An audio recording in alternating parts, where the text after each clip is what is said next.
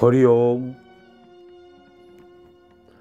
যুগস্রষ্টা ঋষি শ্রী শ্রী বাবামুনির বাঙ্ময়ী মূর্তি অখণ্ড সংহিতা বা মহান চরিত্র গঠন আন্দোলনের সুমহান স্রষ্টা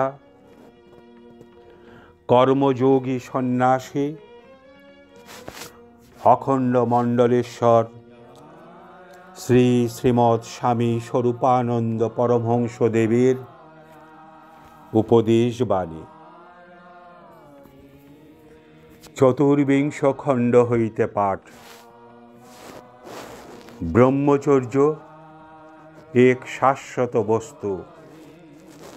তৎপরে শ্রী শ্রী বাবামুনি বলিলেন, প্রাচীনকালে আশ্রম শব্দের মানে আখড়া, মঠ, মন্দির বা প্রতিষ্ঠান ছিল না।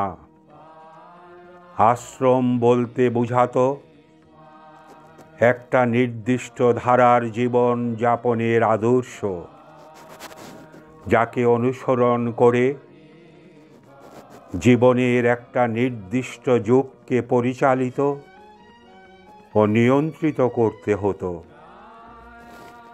ব্রহ্মচর্য আশ্রম বলতে বুঝতে হবে সেই রূপ প্রণালীবদ্ধ একটা সংগঠন, যার সুনির্দিষ্ট নিয়মাবলীর অধীনে প্রত্যেকের বা অধিকাংশের জীবনকে আনতেই হবে। জীবনের সেই যুগটা সম্পূর্ণ কৈশোর এবং যৌবনের প্রথমাংশ। গুরুগৃহে থাকতে হবে, সদাচারী হতে হবে, মিতাহার চাই এবং ইন্দ্রিয় সংযম একান্তই আবশ্যিক। এটা এমন বদ্ধমূল প্রথা হলো, যার শাসন থেকে উচ্চ বর্ণের বালকদের অর্থাৎ ব্রাহ্মণ, ক্ষত্রিয়, বৈশ্য, বটুদের কোনো প্রকারে নিস্তার নেই। বলাই বাহুল্য, এই প্রথা সৃষ্টির মূলে মুনি ঋষিদের মনে নিজেদের চাল কলার বরাদ্দ বাড়িয়ে নেবার কোনো ফন্দিই ছিল না, বরং তারা ঘরের গরুর দুধ খাইয়ে, তপবনের উৎপন্ন ফসলের খাদ্য খাইয়ে শিষ্যদের প্রতিপালন করতেন। তাদের লক্ষ্য ছিল মানব জাতির সামূহিক উন্নতি, যার জন্য এই ব্যক্তি মানুষটির উন্নতি সর্বপ্রথমেই সাধন করা প্রয়োজন।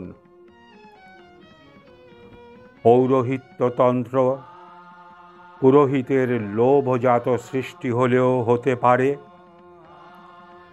এ নিয়ে তর্কের অবসর আছে। কিন্তু ব্রহ্মচর্যাশ্রমের যে কারো ব্যক্তিগত স্বার্থলোভ চরিতার্থতার জন্য সৃষ্টি হয়নি, এ কথা সবাইকে স্বীকার করতে হবে। প্রাচীনকালে যে ব্রহ্মচর্যের প্রয়োজন একান্তভাবে অনুভূত হয়েছিল, বর্তমান কালেও তার আবশ্যকতা আছে এবং ভবিষ্যতেও চিরকাল থাকবে। ব্রহ্মচর্য একটা শাশ্বত সত্য, যাকে অবলম্বন করলে সর্বকল্যাণ সহজে করায়ত্ত হয়। সেই কল্যাণময় পথে আমাদের চলতে হবে। বক্তৃতা 2 ঘণ্টা কাল চলিল। শ্রোতৃবর্গ মন্ত্রমুগ্ধবৎ শুনিলেন। হরি ওম।